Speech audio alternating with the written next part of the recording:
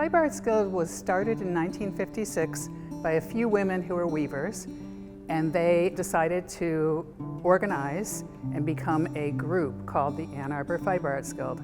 So the organization encompasses a lot of different fiber art techniques now.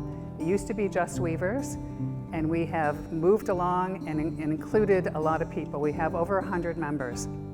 So fiber artists basically work with some sort of fiber, and it can be man-made, or it can be silk or cotton, which is cellulose or protein fibers.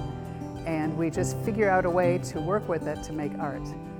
We embroider, we bead, we felt, there's a million techniques, which is why we expanded our techniques from just weaving to encompass all of the fiber arts. Fiber art is art. It is not just something you put on your bed. It is a wall hanging, it is a garment, it is a beaded piece of jewelry. It's great to keep learning, and that's what the Guild does, is we keep bringing in people who will show us different ways to do fiber art. And so, you learn, and you keep evolving in your art.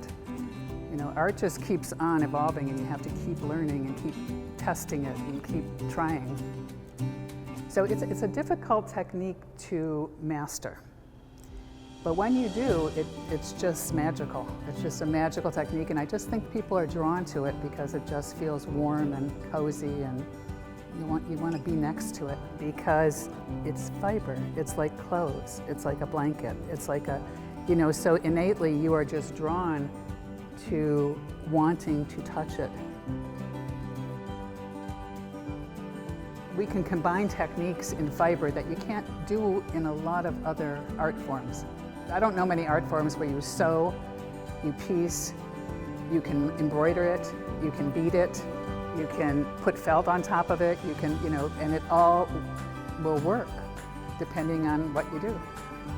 I hope people will try fiber art, and I think getting your hands on it and just playing with it and exploring it is just a wonderful thing for kids and adults to just try it and see if it's something that you like to do. Because even though we all have jobs, it's nice to have that hobby that you come home to and you go, well, I'm just gonna put my music on, just play with this art and see where it takes me.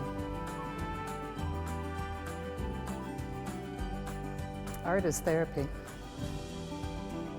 Art is something that you can get lost in and not have to worry about other things that are going on in the world. You can just focus on something that's beautiful, that looks good to you, and get lost in it. And I think that's really why art is important. It really is therapy.